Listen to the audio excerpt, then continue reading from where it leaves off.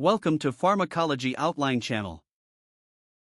In this video we will cover Musculoskeletal Physiology and Pathophysiology. We will explore the normal functions and structures of bones, muscles, and joints, and then move into the pathological conditions affecting these components. The musculoskeletal system incorporates 7 major elements: bones, muscles, joints, cartilage, tendons, ligaments, and connective tissue. Together, these elements provide the body with structural integrity, flexibility, and the capacity for movement. Bones serve as rigid levers, muscles act as contractile units that generate force, and joints permit controlled motion between bones. The supporting components cartilage, tendons, ligaments, and connective tissues ensure stability and minimize friction during movement. Understanding the physiology of each element is essential before exploring their pathological disorders. Bones form the fundamental framework of the human body. They provide shape and structure, enabling upright posture and locomotion. They also serve protective roles such as the skull safeguarding the brain, and the rib cage protecting thoracic organs. Moreover, bones facilitate breathing through their involvement in thoracic mechanics. Beyond these mechanical functions, bones are dynamic organs involved in mineral homeostasis, storing calcium and phosphate. The bone marrow, located within certain bones, is a crucial hematopoietic organ, producing blood cells vital for survival. Therefore, bones are not inert structures but living tissues with both structural and metabolic functions. Bones come in various shapes, each adapted to specific mechanical and functional roles. Long bones, such as the femur and tibia, are designed for strength and mobility. Short bones, like the carpals of the wrist and tarsals of the ankle, allow limited movement but provide stability. Flat bones, such as the scapulae and sternum, offer broad surfaces for muscle attachment and protection. Irregular bones, including the vertebrae, have complex shapes to accommodate special functions like spinal protection and movement. There are 2 primary types of bone tissue: compact bone and spongy bone. Compact bone, also known as cortical bone, forms the hard external layer of all bones and surrounds the bone marrow cavity. It provides rigidity, protection, and strength necessary for weight bearing. Spongy bone, or cancellous bone, forms the inner layer and consists of trabeculae, a porous network that makes bones lighter while maintaining strength. This architecture allows efficient shock absorption and provides a site for marrow storage. The balance between compact and spongy bone ensures both mechanical resilience and metabolic efficiency. Bone tissue is dynamic, undergoing continuous remodeling. 4 major cell types coordinate this process: osteogenic cells, osteoblasts, osteocytes, and osteoclasts. Each plays a specialized role in bone growth, maintenance, and resorption. Their interplay ensures the bone maintains structural integrity while adapting to physiological demands such as growth, mechanical stress, or mineral fluctuations. Osteoblasts are bone-forming cells responsible for synthesizing and mineralizing the bone matrix. They originate from osteogenic progenitor cells derived from mesenchymal stem cells. Once osteoblasts complete the formation of new bone tissue, some become trapped within the very matrix they secrete. These embedded cells transform into osteocytes, mature bone cells that remain within lacunae. Osteocytes maintain bone metabolism and act as mechanosensors, detecting mechanical stress and signaling for remodeling when necessary. In essence, osteoblasts build bone, while osteocytes maintain it. Osteoclasts are large multinucleated cells derived from the monocyte macrophage lineage. Their primary role is to resorb or break down bone tissue during the remodeling process. The balanced activity between osteoblasts and osteoclasts maintains bone density and strength. Muscles are specialized tissues that generate force and produce movement. The human body contains 3 types of muscles: skeletal, cardiac, and smooth. Skeletal muscles are under voluntary control and enable locomotion, posture maintenance, and heat generation. Cardiac muscle, unique to the heart, is responsible for continuous rhythmic contraction that pumps blood throughout the body. Smooth muscle, found in the walls of hollow organs such as the stomach, intestines, and blood vessels, performs involuntary movements essential for physiological functions like digestion, blood pressure regulation, and respiration. Skeletal muscle plays multiple roles beyond movement. It stabilizes the skeleton, maintains body temperature through heat generation, and serves as a reservoir for amino acids. The cardiac muscle's highly specialized contractility sustains life by maintaining continuous circulation. Smooth muscle, on the other hand, performs diverse functions depending on its location. In the gastrointestinal tract, it propels food and aids digestion. In blood vessels, it regulates vascular tone and blood pressure, and in the respiratory system, it modulates airway resistance. A joint, also referred to as an articulation, is the point at which two or more bones make contact. Joints are essential structures that allow varying degrees of movement and flexibility throughout the body. Their design determines the range and type of motion possible at each location. In addition to facilitating movement, joints help maintain structural stability and bear mechanical loads. The study of joints bridges anatomy and physiology, as joint design directly influences functional capabilities and susceptibility to disease. Functionally, joints are classified according to the degree of movement they permit. There are three major types: synarthrosis, amphiarthrosis, and diarthrosis. Synarthrosis refers to immovable joints, such as the sutures of the skull or the joints between teeth and facial bones. These joints provide stability and protection rather than mobility. Amphiarthrosis joints allow slight movement. Examples include the distal joint between the tibia and fibula or the intervertebral joints. They provide both stability and limited flexibility. Diarthrosis joints are freely movable, representing the most common type in the body, such as the elbow, shoulder, and knee. These joints enable a wide range of motion necessary for locomotion and manipulation of the environment. This functional classification emphasizes how joint structure directly determines mobility. In this slide, various joint types are represented schematically to illustrate their relative mobility. The synarthrosis joints are shown as immovable, maintaining stability. The amphiarthrosis joints demonstrate slight movement within their fibrous or cartilaginous structure, and the diarthrosis joints show free movement supported by synovial fluid and surrounding ligaments. These visual examples reinforce how structure governs function. Rigid connections enhance stability, whereas cavities and cartilage enable motion. Having reviewed the normal physiology of bones, muscles, and joints, we now transition into the study of pathophysiology, which explores how these structures are affected by disease or injury. Pathophysiological conditions of the musculoskeletal system can arise from trauma, inflammation, genetic mutations, metabolic imbalances, or degenerative processes. The bones, though strong and resilient, are not immune to disease or trauma. Bone pathophysiology encompasses a wide range of conditions that can compromise structural integrity, mineral balance, and bone cell activity. We begin our discussion with fractures, one of the most common bone pathologies encountered clinically. A fracture is defined as a break in the continuity of a bone. This may result from trauma, pathological weakening of the bone, or repetitive stress. Fractures vary in severity from small cracks to complete separation of bone segments. They represent one of the most frequent orthopedic injuries and can affect individuals of all ages. The causes of fractures can be broadly categorized into three main groups. The first and most common cause is trauma, such as falls, motor vehicle accidents, or direct impacts during sports. The second cause is osteoporosis, a condition that weakens bones, making them more fragile and prone to breaking even with minimal stress.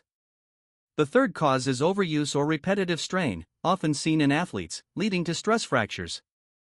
These develop gradually when repetitive force exceeds the bone's capacity to remodel. Understanding the cause is essential for proper treatment and prevention of recurrence. Fracture diagnosis is primarily achieved through imaging studies.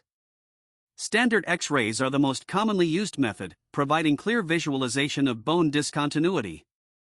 However, in complex or subtle cases, additional imaging modalities such as CT scans, computed tomography, or MRI, magnetic resonance imaging, may be required to assess associated soft tissue injuries or microfractures. Fractures are first classified according to their completeness. A complete fracture occurs when the bone is broken entirely through, resulting in two or more separate pieces. An incomplete fracture, also called a partial fracture, involves a crack that does not extend across the entire bone width. Fractures can also be described according to their pattern or shape. The first group includes those with a single straight line break. Transverse fractures are straight horizontal breaks across the bone, usually caused by a direct blow. Oblique fractures occur diagonally across the bone shaft, commonly resulting from an angled force.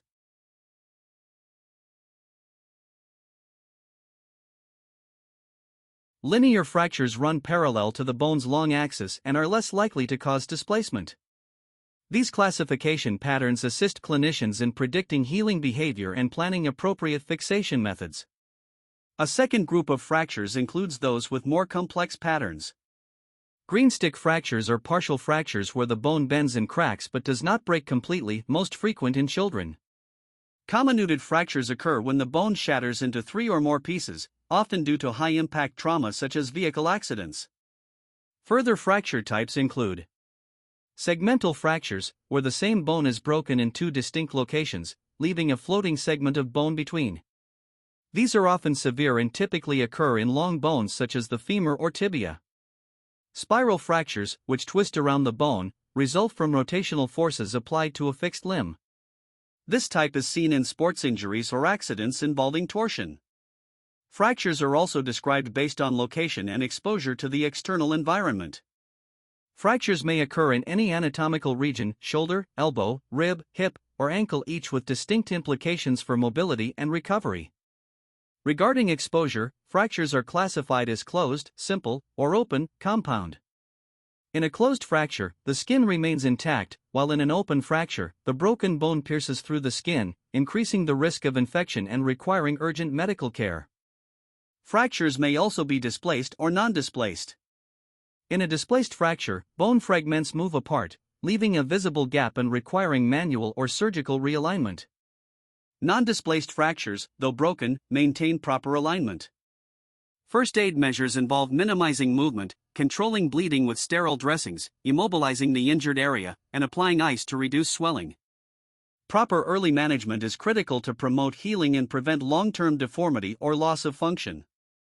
The general management of fractures includes immobilization with plaster casts or braces, pain relief using nonsteroidal anti-inflammatory drugs, and in severe cases, surgical stabilization. Osteoporosis is a systemic skeletal disorder characterized by reduced bone mass and microarchitectural deterioration of bone tissue, leading to increased bone fragility and susceptibility to fractures. In simple terms, it is a condition in which bones become porous, weak, and brittle. The disease is often silent until a fracture occurs, making early detection and prevention essential. Osteoporosis primarily affects postmenopausal women but can also occur in men and younger individuals with certain medical conditions or medication exposure. Several risk factors contribute to the development of osteoporosis.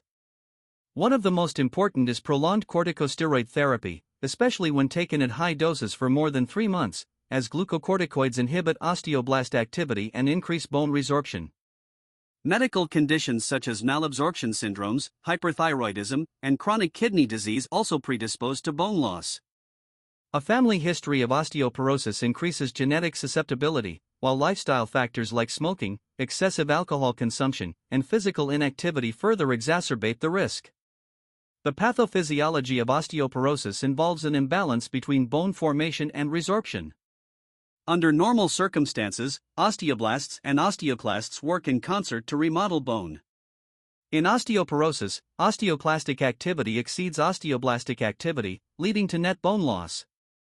The reduction in estrogen levels after menopause plays a key role in stimulating osteoclast differentiation and decreasing osteoblast lifespan.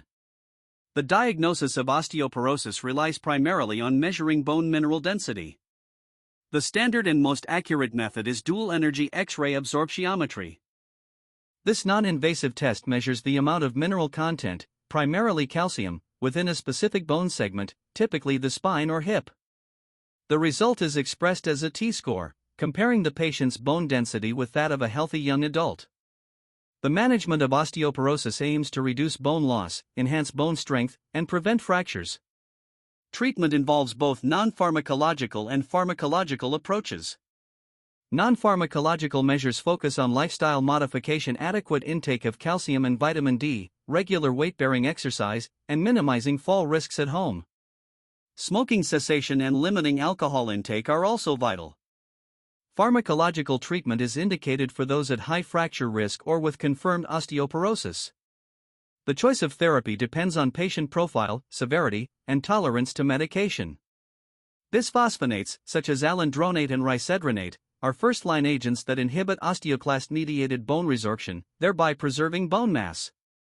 Selective estrogen receptor modulators, SERMs, and estrogen replacement therapy may be used in postmenopausal women to mimic estrogen's protective effects on bone. Next, we examine two conditions, rickets and osteomalacia, both of which result from defective bone mineralization.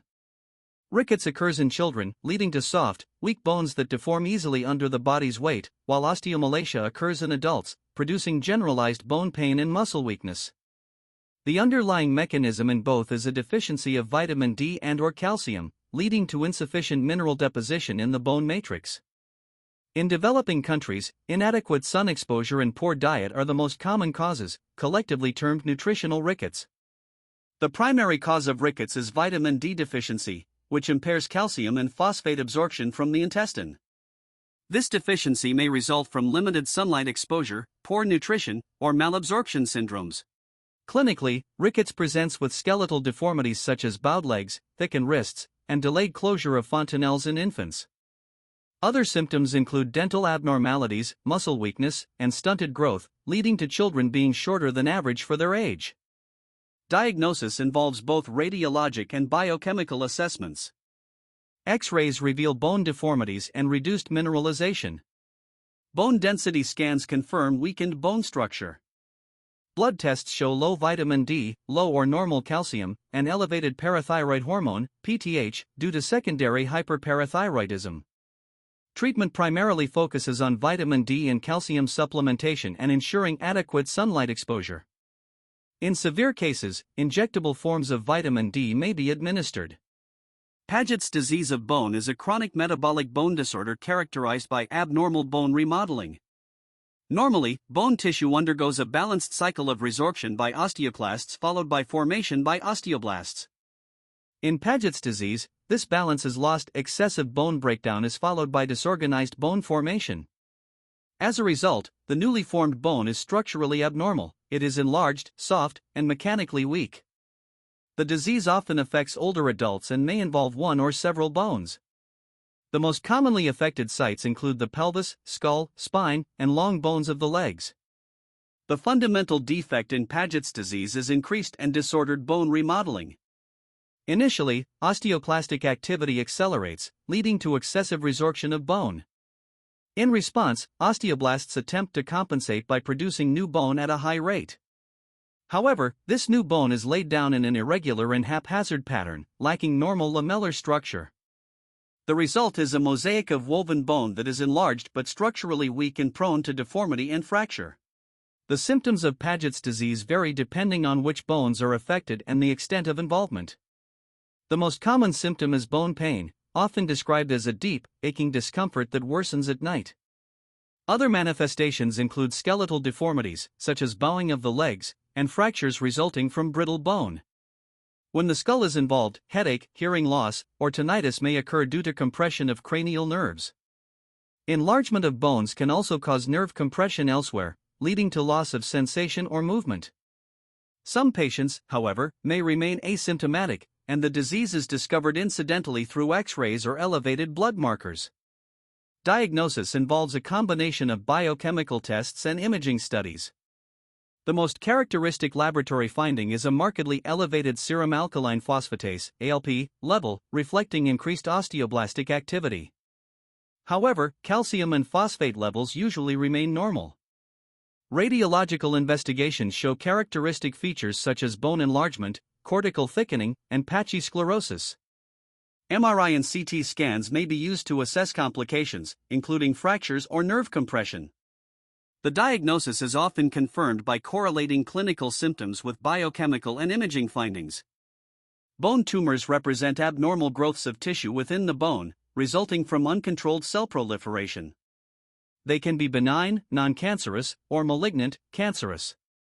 Benign tumors grow slowly and remain localized, while malignant tumors invade surrounding tissues and can metastasize to distant organs. Bone tumors may originate from bone-forming cells or result from secondary metastases from cancers elsewhere, such as the breast or lung. The exact cause of most primary bone tumors is unknown, though genetic mutations and environmental exposures may play roles. Bone tumors arise when normal control of cell division is lost, leading to uncontrolled proliferation of bone or cartilage-forming cells. The result is a mass of abnormal tissue that may destroy or replace normal bone architecture. Some tumors, like osteosarcoma, are highly aggressive, while others, such as osteoid are benign and self-limiting. In certain cases, bone tumors may develop secondary to pre-existing conditions like Paget's disease or chronic bone injury. The main symptoms of bone tumors include localized bone pain, swelling, and sometimes the presence of a palpable lump over the affected area. Pain is typically deep, persistent, and may worsen at night. Diagnosis of bone tumors requires a combination of imaging and histological evaluation. X-rays usually provide the first indication, showing bone destruction, irregular margins, or periosteal reactions. MRI is valuable for assessing the extent of soft tissue involvement and marrow invasion. CT scans help in surgical planning and detecting metastases. Definitive diagnosis is made by biopsy, which can be performed as a needle biopsy or an open surgical biopsy. Histopathological examination determines whether the tumor is benign or malignant and identifies the specific type, guiding appropriate management. The treatment strategy for bone tumors depends on their nature, benign or malignant. Benign tumors may require only observation or surgical removal if symptomatic or structurally threatening. Malignant tumors necessitate a combination of surgery, chemotherapy, and radiation therapy. Joints, as dynamic structures, are frequently subjected to mechanical stress and biological wear. Over time or under pathological conditions, these stresses can disrupt the delicate balance between cartilage synthesis and degradation, leading to degenerative or inflammatory joint diseases. Osteoarthritis is a degenerative joint disease that primarily affects the articular cartilage, the smooth, resilient tissue covering the ends of bones. It is the most common type of arthritis and a leading cause of disability in older adults. The disease develops gradually, starting with biochemical and structural changes in cartilage that ultimately lead to joint space narrowing, bone remodeling, and chronic pain. Osteoarthritis commonly affects the hands, knees, hips, and spine. The hallmark feature is cartilage breakdown, which results in bone-on-bone contact, inflammation, and progressive loss of joint function. The pathogenesis of osteoarthritis involves a complex interplay between mechanical, biochemical, and genetic factors. Mechanical stress, obesity, and aging trigger the release of inflammatory mediators such as cytokines and matrix metalloproteinases, which degrade collagen and proteoglycans. As cartilage erodes, subchondral bone becomes exposed and thickened, forming an osteophyte. Ultimately, the joint loses its smooth articulation, leading to functional impairment. The clinical presentation of osteoarthritis typically includes joint pain, stiffness, swelling, and decreased range of motion. Pain usually worsens with activity and improves with rest, distinguishing it from inflammatory arthritis, which causes morning stiffness lasting longer than 30 minutes. Diagnosis of osteoarthritis is primarily clinical, supported by imaging studies. Physical examination may reveal tenderness, reduced mobility, and joint enlargement. X-rays are the main diagnostic tool, typically showing narrow joint spaces, subchondral bone sclerosis, osteophyte formation, and bone cysts. Accurate diagnosis allows appropriate management focused on symptom control and preservation of joint function. The management of osteoarthritis focuses on symptom relief, functional improvement, and slowing disease progression. Non-pharmacological interventions form the foundation of therapy. These include weight reduction to reduce joint load, physical therapy with strengthening exercises to improve joint stability, and the use of assistive devices such as canes or braces to support movement. Pharmacological treatment includes analgesics and nonsteroidal anti-inflammatory drugs for pain control. In advanced cases, intra-articular corticosteroid injections may reduce inflammation, and surgical interventions, such as joint replacement, can restore mobility and quality of life. Unlike osteoarthritis, which is degenerative, rheumatoid arthritis is an autoimmune inflammatory disease. In rheumatoid arthritis, the immune system mistakenly attacks the synovial membrane, the lining of the joints, leading to chronic inflammation, pain, and progressive joint destruction. The condition affects multiple joints symmetrically, most commonly the small joints of the hands, wrists, and feet. Over time, persistent inflammation damages cartilage, bone, and surrounding ligaments, causing deformity and loss of function. Rheumatoid arthritis is more common in women and often begins between the ages of 30 and 50. Patients with rheumatoid arthritis typically present with symmetrical joint involvement, especially in the small joints of the hands and feet. The disease begins insidiously, with joint stiffness, particularly in the morning, lasting longer than 1 hour. Pain, swelling, and warmth around affected joints are common. Without early intervention, rheumatoid arthritis leads to severe disability and joint deformity, significantly impairing quality of life. Diagnosis is based on clinical, serological, and imaging findings. Physical examination reveals tender, swollen joints with limited range of motion. Blood tests show elevated inflammatory markers such as ESR and CRP, and the presence of rheumatoid factor. Radiographic findings include joint space narrowing and erosions. Treatment involves both symptomatic and disease-modifying therapies. NSAIDs and corticosteroids provide relief from pain and inflammation. Gout is a metabolic disorder characterized by the deposition of monosodium urate crystals within joints, soft tissues, and sometimes the kidneys. This occurs as a result of persistent hyperuricemia, which refers to elevated levels of uric acid in the blood. The accumulation of urate crystals triggers intense inflammatory responses, leading to painful joint attacks. The pathogenesis of gout involves two major processes: increased production or decreased excretion of uric acid.